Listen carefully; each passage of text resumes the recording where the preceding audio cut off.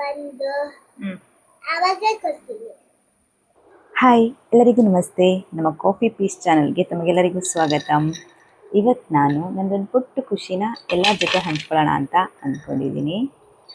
ಹಾಗಾಗಿ ಶಾವಿಗೆ ಪಾಯಸನ ಮಾಡ್ತಾಯಿದ್ದೀನಿ. ನನ್ನ ಖುಷಿ ಏನಪ್ಪ ಅಂತಂದರೆ, ನನ್ನ ಚಾನಲ್ 500 ಸಬ್ಸ್ಕ್ರೈಬರ್ಸನ್ನು ಕಂಪ್ಲೀಟ್ ಮಾಡಿದೆ. ಒಂದು ಪುಟ್ಟ ಖುಷಿನೂ ಕೂಡ ಸೆಲೆಬ್ರೇಟ್ ಮಾಡಿಕೊಂಡ್ರೆ ಅದಿನ್ನಷ್ಟು ಹೆಚ್ಚುತ್ತಂತೆ. ಹಾಗಾಗಿ ಇವತ್ತು ಶಾವಿಗೆ ಪಾಯಸನ ಮಾಡ್ಕೊಳ್ಳೋಣ.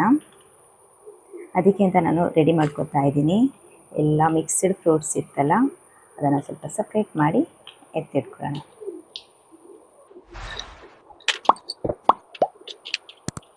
ಶಾವಿಗೆ ಪಾಯಸನ ಒಬ್ಬೊಬ್ಬರು ಒಂದೊಂದು ರೀತಿ ಮಾಡ್ತಾರೆ. ಹಾಗೆ ನನಗೆ ಹೇಗಿಷ್ಟ ಆಗುತ್ತೋ ಹಾಗೆ ನಾನು ಮಾಡ್ತಾಯಿದ್ದೀನಿ. ಶಾವಿಗೆ ಪಾಯಸನ ತುಂಬ ಈಸಿಯಾಗಿ ಮಾಡ್ಬೋದು. ಅದು ಹೇಗೆ ಮಾಡೋದಂತ ನೋಡೋಣ. ಇಷ್ಟು ಸಾಕು. ಇದಿಷ್ಟನ್ನು ರೆಡಿ ಮಾಡಿಕೊಂಡು ಶಾವಿಗೆ ಪಾಯಸಕ್ಕೆ ಅದನ್ನು ಹುರಿದಿಟ್ಕೋಬೇಕು.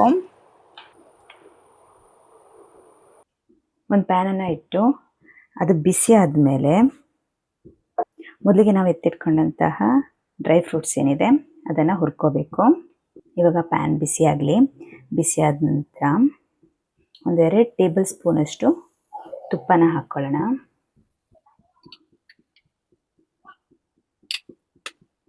ತುಪ್ಪ ಕಾದಿದೆ.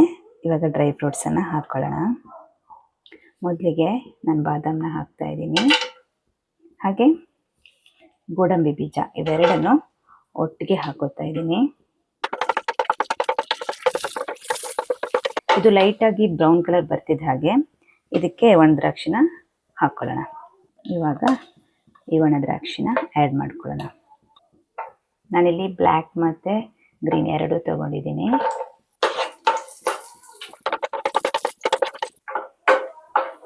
ಇಷ್ಟು ಹುರಿದ್ರೆ ಸಾಕು. ಇವಾಗ ಇದನ್ನು ಎತ್ತಿಟ್ಕೊಳ್ಳೋಣ. ಇವಾಗ ಇದೇ ಪ್ಯಾನ್ಗೆ ಅದರಲ್ಲೊಂದು ಸ್ವಲ್ಪ ತುಪ್ಪ ಇದೆ, ಆದ್ರೂ 1 ಸ್ಪೂನ್ ತುಪ್ಪ ಹಾಕ್ಕೊಂಡು ಶಾವಿಗೆನ ಹುರ್ಕೊಳ್ಳೋಣ. ಕೆಲವೊಬ್ಬರು ಶಾವಿಗೆನ ಹುರ್ಕೊಂಡು ಪಾಯಸ ಮಾಡ್ತಾರೆ. ಇನ್ನು ಕೆಲವೊಬ್ಬರು ಶಾವಿಗೆನ ಹುರ್ಕೊಳ್ಳೋದಿಲ್ಲ. ಕೆಲವೊಂದು ಸರಿ ನಮಗೆ ರೋಸ್ಟೆಡ್ ಶಾವಿಗೆನೇ ಸಿಗುತ್ತೆ. ಆವಾಗ ಹುರಿಬೇಕು ಅಂತ ಏನೂ ಇಲ್ಲ, ಡೈರೆಕ್ಟಾಗಿ ಹಾಕ್ಕೊಂಡ್ರೆ ಆಯಿತು. ಇಲ್ಲಾಂದರೆ ಹುರ್ಕೊಂಡು ಹಾಕ್ಕೊಂಡ್ರೆ ಚೆನ್ನಾಗಿರುತ್ತೆ. ತುಂಬ ಬೇಗ ಈ ಶಾವಿಗೆ ಏನಿದೆ ಅದೊಂಥರ ಮೃದುವಾಗಿಬಿಡತ್ತೆ. ಹುರ್ಕೊಂಡಿಲ್ಲ ಅಂತಂದರೆ ತುಂಬ ಬೇಗನೆ ಮೃದುವಾಗಿಬಿಡತ್ತೆ. ಇದು ಕೂಡ ಲೈಟಾಗಿ ಬ್ರೌನ್ ಕಲರ್ ಬರಲಿ. ನೋಡಿ, ಇಷ್ಟು ಹುರಿದ್ರೆ ಸಾಕು. ಚೆನ್ನಾಗಿ ಕಲರ್ ಬಂದಿದೆ. ಇವಾಗ ಅದೇ ಪ್ಯಾನಲ್ಲಿ ನಾವು ಪಾಯಸನ ಮಾಡ್ಕೊಳ್ಳೋಣ. ಅದಕ್ಕೆ ನಾನು 1/2 ಲೀಟ್ರ್ ಹಾಲನ್ನು ಹಾಕಿದ್ದೀನಿ. ನಾನಿದು ಮನೆಯಲ್ಲೇ ಕರೆದಿರೋ ಹಾಲಾಗಿರೋದ್ರಿಂದ ಸ್ವಲ್ಪ ತೆಳ್ಳಗೆ ಇದೆ. ಇದಕ್ಕೆ ನೀರನ್ನು ಬೆರೆಸ್ತಾ ಇಲ್ಲ.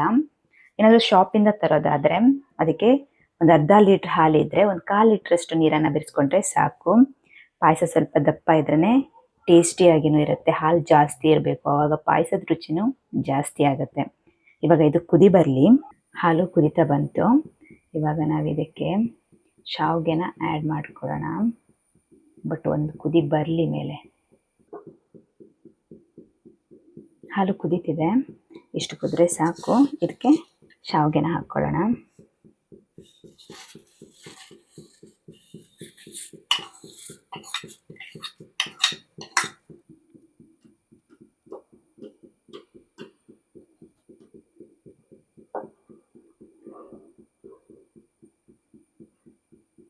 ಶಾವಿಗೆ ಹಾಕಿ ಏನು ವೇಟ್ ಮಾಡಬೇಕು ಅಂತ ಇಲ್ಲ. ಇದಕ್ಕೆ ಸಕ್ಕರೆನ ಹಾಕ್ಕೊಳ್ಳೋಣ.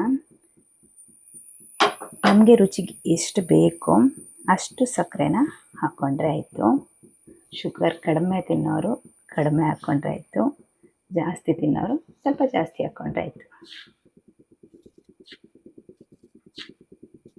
ಇನ್ನು ನಾನು ಸಿಹಿ ನೋಡಿ ಹಾಕ್ಕೋತೀನಿ. ಹಾಗೆ ಇದಕ್ಕೆ ಒಂದು 2 ಚಿಟಿಕೆಯಷ್ಟು ಇದು ಏಲಕ್ಕಿ ಪೌಡರ್ನ ಹಾಕ್ಕೋತಾ ಇದ್ದೀನಿ. 2 ಚಿಟಿಕೆಯಷ್ಟು ಹಾಕ್ಕೊಂಡ್ರೆ ಸಾಕು. ನಾನೊಂದು 1/2 ಲೀಟ್ರಷ್ಟು ಹಾಲನ್ನು ಯೂಸ್ ಮಾಡಿರೋದ್ರಿಂದ 2 ಚಿಟಿಕೆಯಷ್ಟು ಹಾಕ್ಕೊಂಡಿದ್ದೀನಿ. ಇವಾಗ ಇದಕ್ಕೆ ಒಂದೆರಡು ಟೇಬಲ್ ಸ್ಪೂನ್ ತುಪ್ಪನ ಹಾಕ್ಕೊಳ್ಳೋಣ. ತುಪ್ಪ ತುಂಬ ಬೇಕು, ರುಚಿ ಚೆನ್ನಾಗಿ ಬರುತ್ತೆ ಅನ್ನೋರು ತುಪ್ಪ ಹಾಕೋಬೋದು, ಇಲ್ಲಾಂದರೆ ನಾವು ಮೊದಲೇ ಹುರಿದಿದ್ರಲ್ಲಿ ತುಪ್ಪ ಇತ್ತಲ್ವ ಅಷ್ಟೇ ಸಾಕು ಅನ್ನೋರು ತುಪ್ಪ ಮತ್ತೆ ಆ್ಯಡ್ ಮಾಡಬೇಕು ಅಂತ ಇಲ್ಲ. ನನಗೆ ತುಪ್ಪ ಅಂದರೆ ತುಂಬ ಇಷ್ಟ, ಹಾಗಾಗಿ ಮತ್ತೆ ನಾನು ತುಪ್ಪನ ಹಾಕೋತಾ ಇದ್ದೀನಿ.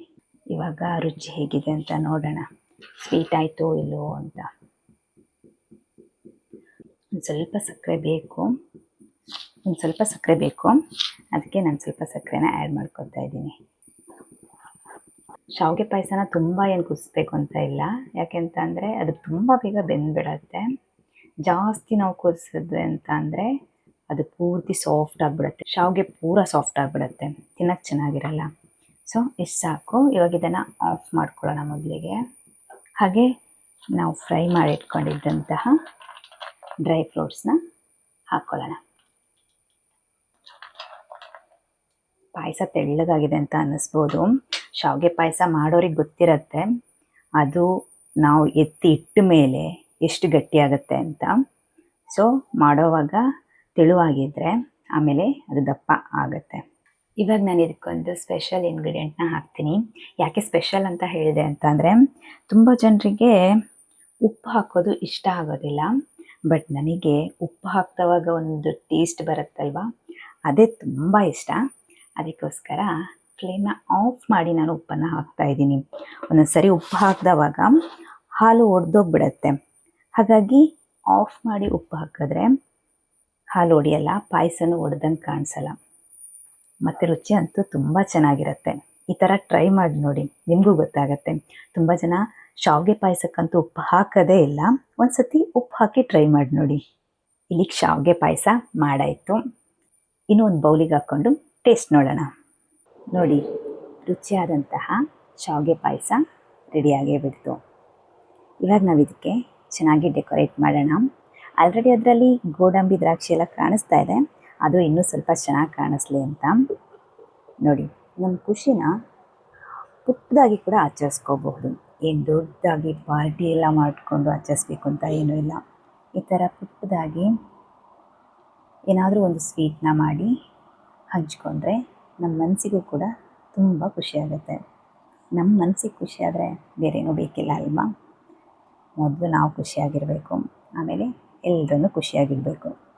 ನಾನು ಈ ಪಾಯಸನ ಮಾಡೋದಕ್ಕೆ ಒಂದೇ ರೀಸನ್ ಅಲ್ಲ, ಇವತ್ತಿಗೆ ಅಂದರೆ ಜೂನ್ 15ಗೆ ನನ್ನ ಕುಕಿಂಗ್ ಚಾನಲ್ ಜರ್ನಿಲಿ 1 ಇಯರ್ ಕಂಪ್ಲೀಟ್ ಆಗಿದೆ. ಹಾಗೆ 500 ಸಬ್ಸ್ಕ್ರೈಬರ್ಸ್ ಕೂಡ ಕಂಪ್ಲೀಟ್ ಆಗಿದೆ.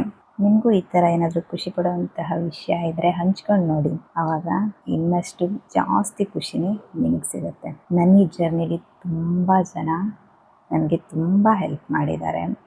ಕುಕ್ಕಿಂಗ್ ವಿಷಯ ಇರ್ಬೋದು ಅಥವಾ ವಿಡಿಯೋ ಎಡಿಟಿಂಗ್ ವಿಷಯ ಇರ್ಬೋದು, ಪ್ರತಿಯೊಂದಕ್ಕೂ ನನ್ನ ಫ್ಯಾಮಿಲಿ, ಫ್ರೆಂಡ್ಸ್, ಹಾಗೆ ನೀವು ಕೂಡ ವ್ಯೂವರ್ಸ್, ನಿಮ್ಮ ಸಪೋರ್ಟ್ ಇಲ್ಲದೆ ಅಂತೂ ಯಾರೂ ಕೂಡ ಬೆಳೆಯೋದಕ್ಕೆ ಸಾಧ್ಯ ಇಲ್ಲ. ಸೊ ಹಾಗಾಗಿ ನಾನೆಲ್ಲರಿಗೂ ತುಂಬ ಅಂದರೆ ತುಂಬ, ಎಷ್ಟು ನಾನು ಧನ್ಯವಾದನ ಹೇಳಿದ್ರು ಕಡಿಮೆನೇ. Thank you so much. Decorate ಮಾಡಿದ್ದು ಜಾಸ್ತಿ ಆಯ್ತೇನೋ ಗೊತ್ತಿಲ್ಲ, ಆದ್ರೂ ಹೆತ್ತ ತಾಯಿಗೆ ಹೆಗ್ನ ಬುದ್ಧಿ ಅಂತಾರಲ್ವ, ಅದೇ ಥರ ನನಗೆ ನನ್ನ ವಿಡಿಯೋ ಚೆನ್ನಾಗಿ ಬರಲಿ ಅಂತ ಅಂದ್ಬಿಟ್ಟು ನಾನು ಸ್ವಲ್ಪ ಜಾಸ್ತಿನೇ ಡೆಕೋರೇಟ್ ಮಾಡ್ತಾಯಿದ್ದೀನಿ. ಚೆನ್ನಾಗಿ ಕಾಣಿಸ್ತಾ ಇದೆಯಾ? ಓಕೆ, ಫೈನಲಿ ಶಾವಿಗೆ ಪಾಯಸ ರೆಡಿ ಆಯಿತು. ಇವಾಗ ಟೇಸ್ಟ್ ಮಾಡೋಣ. ಮೊದಲಿಗೆ ನನ್ನ ಮಗಳಿಗೆ ಟೇಸ್ಟಿಗೆ ಕೊಡ್ತೀನಿ. ಅವಳಾದರೆ ಪಾಯಸನ ಚೆನ್ನಾಗಿಲ್ಲ ಅಂತ ಹೇಳೋದಕ್ಕೆ ರೀಸನೇ ಇಲ್ಲ, ಯಾಕಂತಂದರೆ ಅವಳಿಗೆ ಪಾಯಸ ಅಂದರೆ ತುಂಬ ಇಷ್ಟ. ಸೊ ಹಾಗಾಗಿ ಅವಳು ಪಾಯಸ ಚೆನ್ನಾಗಿದೆ ಅಂತ ಹೇಳ್ತಾಳೆ.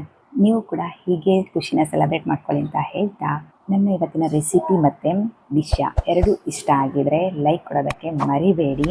ಹಾಗೆ ಇನ್ನಷ್ಟು ಸ್ವೀಟ್ ಆ್ಯಂಡ್ ಸ್ಪೈಸಿ ರೆಸಿಪಿಗಳಿಗೋಸ್ಕರ ನನ್ನ ಚಾನಲ್ನ ಸಬ್ಸ್ಕ್ರೈಬ್ ಮಾಡ್ಕೊಳ್ಳಿ. ಹೀಗೆ ಸಪೋರ್ಟ್ ಮಾಡ್ತಾ ಇರಿ. ಮತ್ತೆ ಇನ್ನೊಂದೊಳ್ಳೆ ವಿಡಿಯೋ ಜೊತೆ ಸಿಗ್ತೀನಿ. Thank you so much. ಬಿಬ್ಬಿ, ಪಾಯಸ ಬೇಕಾ ನಿಮಗೆ? ಹೇಗಿದೆ ಅಂತ ಹೇಳ್ತೀಯಾ? ಸರಿ ಆಗ್ತದ. ರುಚಿ ನೋಡಿಬಿಟ್ಟು ಹೇಗಿದೆ ಅಂತ ಹೇಳು, ಆಯಿತಾ? ಹಾಂ ಸರಿ, ತಿನ್ನು. ಪಾಯಸ ನೋಡೋಕ್ಕೆ ಚೆನ್ನಾಗಿ ಕಾಣಿಸ್ತಿದೆಯಾ? ತುಂಬ ಚೆನ್ನಾಗಿದೆಯಾ? ಟೇಸ್ಟ್ ಇದೆಯಾ? ಎಷ್ಟು ಟೇಸ್ಟ್ ಇದೆ? ಅಷ್ಟು ಟೇಸ್ಟ್ ಇದೆಯಾ? ಅಕ್ಕಂಗೆ ಕೊಡೋದಿಲ್ವಾ? ಅಕ್ಕಂಗೆ ಪಾಯಸ ಕೊಡೋದಿಲ್ವಾ ನೀನು? ಮತ್ತೆ ಒಬ್ಬಳೇ ತಿಂತಿದ್ಯಾ? ಅದು ನಾನು ಹಾಂ ಅಕ್ಕ ಕೊಡ್ತೀನಲ್ಲ ಬಂದು ಹ್ಞೂ ಅವಾಗ ಕೊಡ್ತೀನಿ. ಅವಾಗ ಕೊಡ್ತೀಯಾ? ಏನು ಭಾಷೆನೋ. ಹೋಗ್ಲಿ, ಚೆನ್ನಾಗಿದೆಯಾ ಪಾಯಸ? ಹೌದು, ಡೆಕೋರೇಟ್ ಮಾಡಿರೋದು ಹೇಗಿದೆ? ಚೆನ್ನಾಗಿದೆ. ಚೆನ್ನಾಗಿದೆಯಾ? ಹ್ಮ್.